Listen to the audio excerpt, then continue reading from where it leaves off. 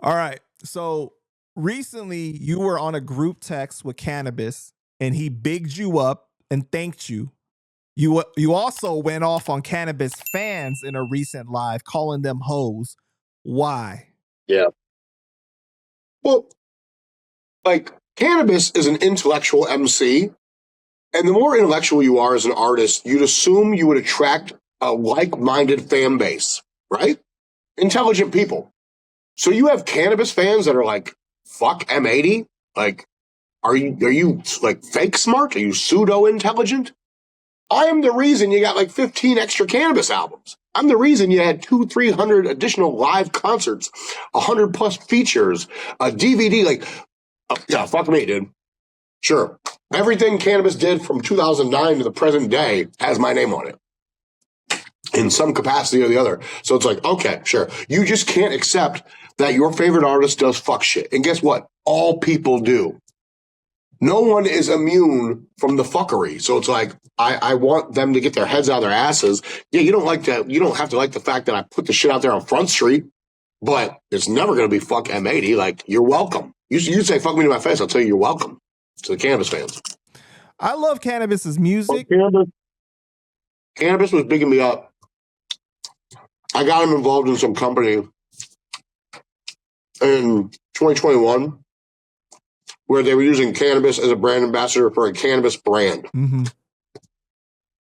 He made a couple appearances at some events in like Miami and NorCal, and they gave him like $20,000. He didn't do that's all I had to do. So he thanked me for that. He's like, that was a good look. I mean, you did good on that in this group text. So it was quite the opposite of telling the internet that I have bodies and I'm a bone collector. Let me ask you something though. Couldn't he have continued to make more money being partnered with some cannabis brands if he wasn't acting the way that he did though? Like, why did that stop only at 20,000? Yeah. I mean, that company was bound to dissolve anyway because they had poor leadership. But Canibus at the events had a hard time understanding that, yes, you're Canibus, but you're here as Jermaine Williams now. Like, you're a worker. So that was a hard thing for him, and he wasn't really like I remember the NorCal event, he like went off on a phone call with some guy for like 2 hours. I'm like, bro, like, hang the fucking phone up. We're like working right now. I got Corrupted Mass Killer shooting this video. I got Capadonna getting ready to perform. Canibus didn't want to perform at the event, so he's literally like a staffer, like me. And so it wouldn't have worked out in that space for him because he was just on his superstar shit, but you're not a superstar. Just like that story where I was, the first day of work, I think, with Wu-Tang Culture for Think Differently, Sean P comes in, passing me the blunt, passing me the Hennessy bottle, and Dreddy had to remind me, like, you're not M80 right now. Like, you're Matt Markoff. We're working on an album. You're not here to fucking party. You're not here to have a good time, fun boy. Like, I'm like, okay.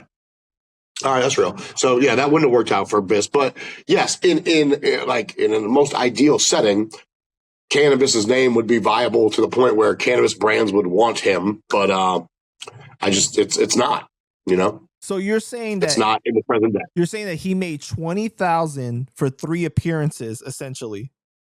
True. 2 appearances, and as an HVAC technician, he's making like 50,000 a year at the time. 46, 48, yeah. So within a fraction of the time, he made like. Remember, when Canibus does like a concert, he's getting like $2-3K all in. That's flights, hotels, the whole shit. Like, so yeah, like that's the whole thing. And my name adds value to any program. Like, not to beat a dead horse, no pun intended. The last 2 features I brokered for Chino XL. These are 2 16-bar verses. I think he did a 24 on one. I got him paid over $10,000.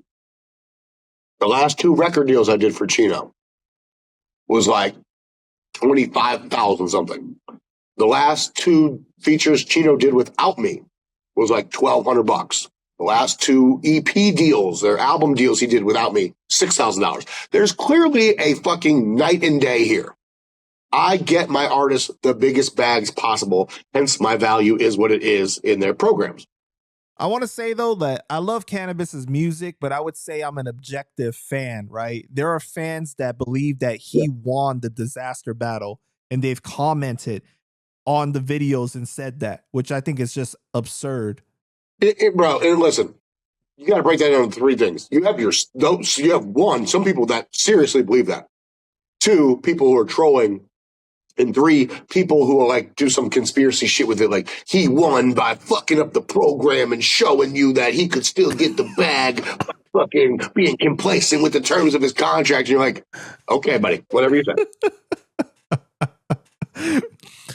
Bro, when I did the Cannabis versus Disaster battle book, we pressed 500 of those shits. They sold out in like 10 days or less. You only have one copy left, right? Yep. I kept one for me. I kept like 6 copies of Famous Dick Pics. I'll send you one of those. No, I don't want that. Dick, man. Yeah, you do. It's fucking hilarious. It's funnier. It's funnier than 100 Ways Almost Died. Why did Canibus show you naked pictures of his girlfriend while she was in the next room? Wait, say again. She wasn't there. No, you wrote in the book. Oh. You said that Canibus was showing you naked pictures of her while she was in the next room. I was thinking of the first occasion. The first time he did that, we were on tour together, and it was after like the first or second show. So I think he was just trying to like build a bond with me because he could clearly see after like the first couple shows while the band dudes are like swarming him, I'm in the venue like meeting chicks. So he probably wanted to be like, hey, check out this bad bitch I got. Cool. We can bond over that.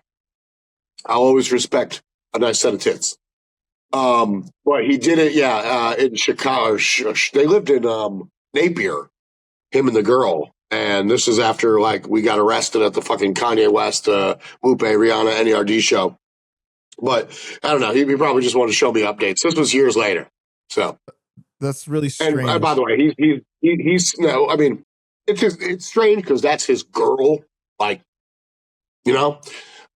I've showed him little segments of like, yeah, here's me banging this chick, you know, so that's what dudes do. Right, but it wasn't your girlfriend though, right? Girlfriend is like different. Correct. That's what I'm saying. So like he took it, like I would never be like, here's me banging my wife. Like, right, exactly.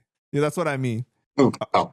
Before we get into the Keith Murray part of this conversation, you said that you heard Canibus's first single since the passing of Chino XL.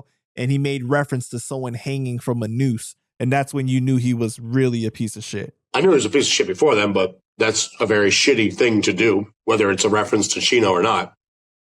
Like, little sensitivity training there, guy. and then of course, you're going to get someone commenting like, where was your sensitivity when Chino passed to his family? Again, for those that don't understand, like when you say family, you're literally talking about one person, China, someone I didn't know existed. I'm not going to restructure my whole line of thought to accommodate someone I didn't know existed.